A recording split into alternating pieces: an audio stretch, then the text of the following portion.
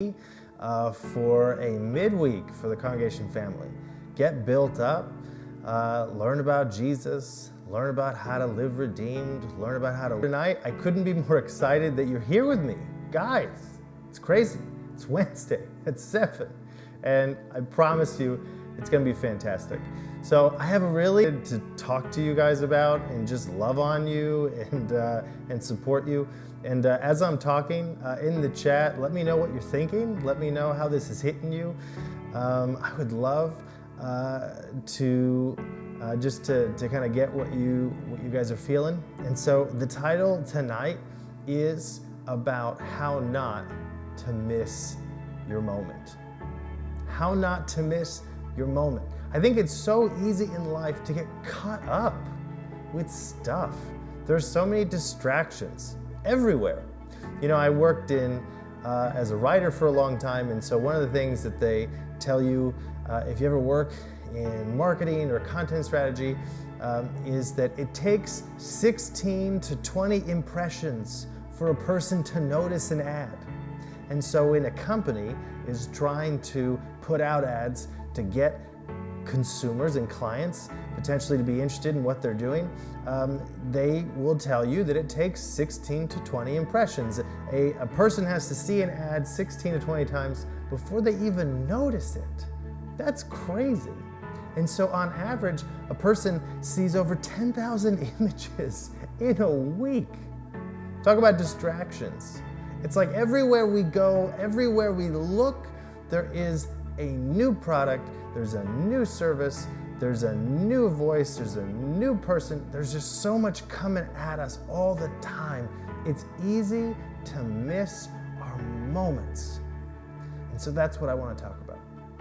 How to say no to the distractions in life and how to say yes to the moments that God is performing in our lives.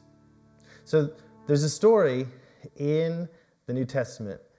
Peter was a disciple of Jesus, and he was one of Jesus's closest disciples. He was kind of, arguably, maybe the closest one. And so Jesus had a special place in Peter's heart, and we know that because he's always being talked about. He's a bit of a scoundrel, Peter. He's maybe the blue-collar guy of the group, right? And he's always doing crazy stuff. He's always like cutting people's ears off or getting in fights, or, you know, Peter's Peter. And so he's passionate, to say the least. And so he is a follower of Jesus, and he's kind of the number one guy in a way. There's not really a rank order system out of the disciples, but you could see that Peter and Jesus have like a very special relationship. And so Peter is someone who is like gung-ho, like he is all in on this Jesus thing. And so he's been following Jesus for 3 years. And you could tell he's like fully committed to the cause, and he loves following Jesus. He loves his Messiah. He would do anything for his Messiah. That's why it's so shocking that when Jesus goes to the cross and he gets arrested by the Romans, Peter freaks out. And so he famously denies Jesus 3 times. He not only denies that he's a disciple, he denies that he even knows who Jesus is. So this man, who is the closest disciple to Jesus, who is the promised Jesus the night before, during the Passover, the Last Supper, we've all seen the painting. Peter is there. He even tells Jesus then that he would never leave him, he would never forsake him, ever. This man, 3 times, on the same day, Jesus is on the cross dying alone. And so Peter misses the moment, completely abandons his Messiah, and he starts tail spinning, like so many of us do. You know, sometimes when we miss the moment in life, we know we missed a moment. Hit the eject button and it all blew up. And then we look back later and say, yeah, I think I missed that moment. Or maybe it was a job opportunity. Maybe you got an incredible job, but you couldn't handle it, right? Maybe you did something dumb and that blew up. And it's like, yeah, I really missed that opportunity. Something happened and you got in a fight and it blew up. And you are left saying, man, I really miss that moment. You know, in life, we all miss we never thought we would do. And we all have human moments. Why? Because we're human beings. And so part of what it means to be a human being is that we go through and deal with broken moments. The key is when we miss a moment, that we don't miss every moment waiting for us on the other side of learning how to get back up. And so the rest of the story is amazing. So Jesus resurrects. He resurrects from the dead. No one thought he was going to do that. Peter didn't think he'd cross. And then he resurrects. Then he gets brought back to life.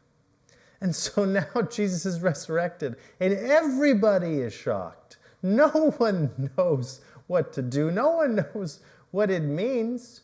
Because no one expected Jesus to resurrect. And when Jesus resurrects, he disciples and he reveals himself to them. And he sees Peter. And he knows what Peter has done. And you can feel it in the story. You can feel the shame Peter's got. You could really feel that Peter knew he missed this moment big time. But Jesus is not going to let him miss the next moment. And so Jesus goes to him, to what he's doing. He forgives him. And it's so interesting because even after this incredible moment of Jesus revealing himself to Peter in front of all the disciples and everyone knowing what Peter just did a chapter before, and then Jesus forgiving him and embracing him in light of the resurrection and all of these things that now Jesus is talking about God is going to do in and through this resurrection, the restoration of all creation now. Everything is going to be restored. Everything is going to be redeemed. Everything is going to be resurrected. Jesus was resurrected. You would think that after Peter sees the body of Jesus and then hears about what God is going to do, and Peter does something so relatable. He hears all this, and then he goes home, back to the town he had grown up. And so there's an incredible story where Jesus travels back, the resurrected Jesus, that he first met Peter at, to make sure that he wasn't going to miss this new moment. Sometimes in life, when we miss a moment, we count ourselves out and we convince ourselves that nothing good can happen again. I was hurt in this relationship. I'm never going to be happy again. I lost my job. I'm never going to be successful again. Right? I got a divorce. I'm never going to have my family life again. Whatever it is, I dealt with this, and that now means that I can't do this. And so Peter, like all of us, counted himself out because he had missed a moment. And so he goes back. He doesn't know what to do. He goes back to the place where everything started and goes back to fishing. After seeing the resurrected Jesus, he goes back to fishing, thinking, God can't do anything through me.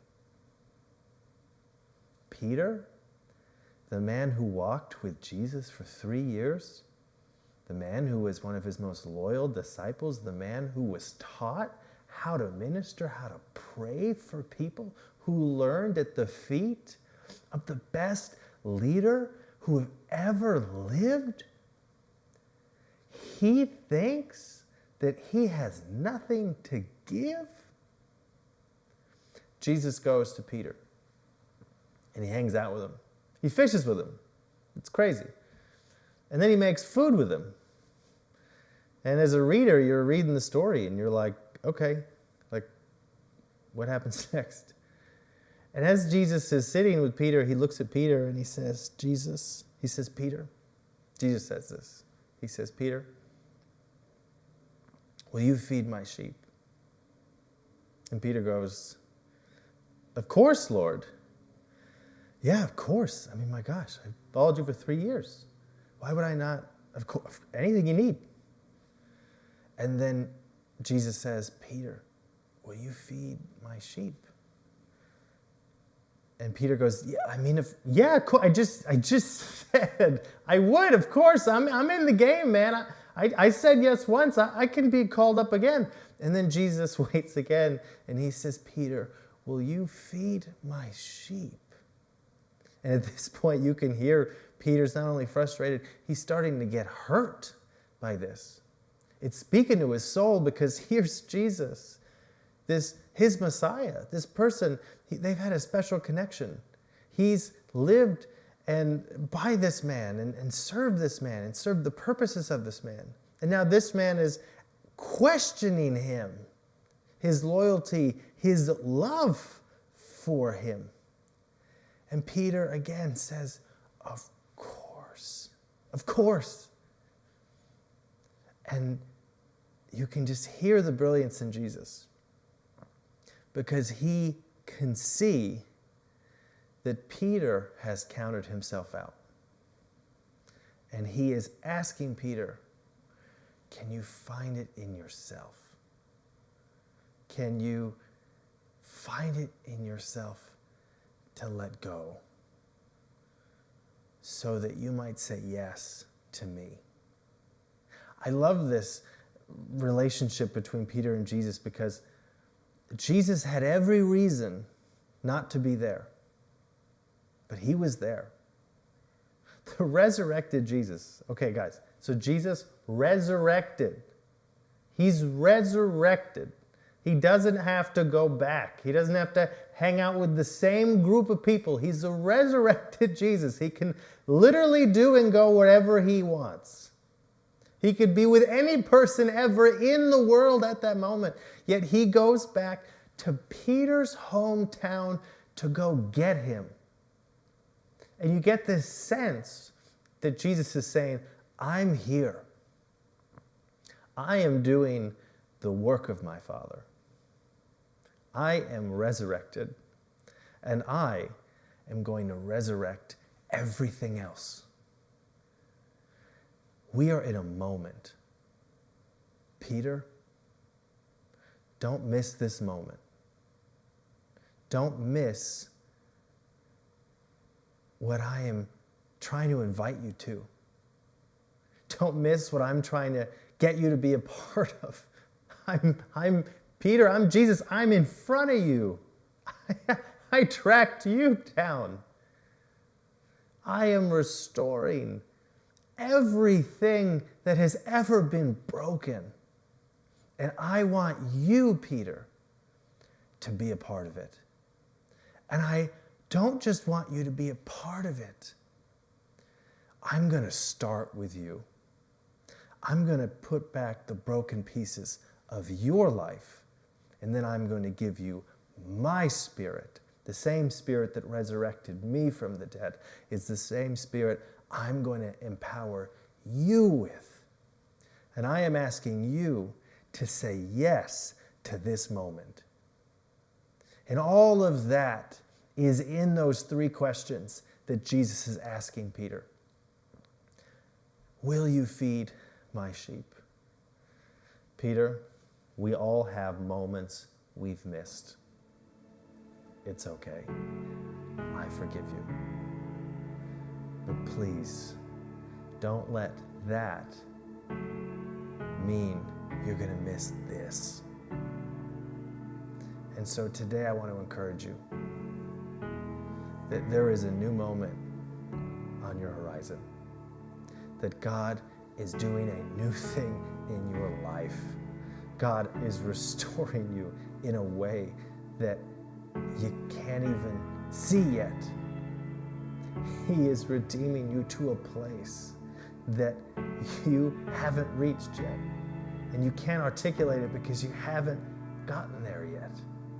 But God is the author and the finisher of your faith. He is the great God who defeated sin and death.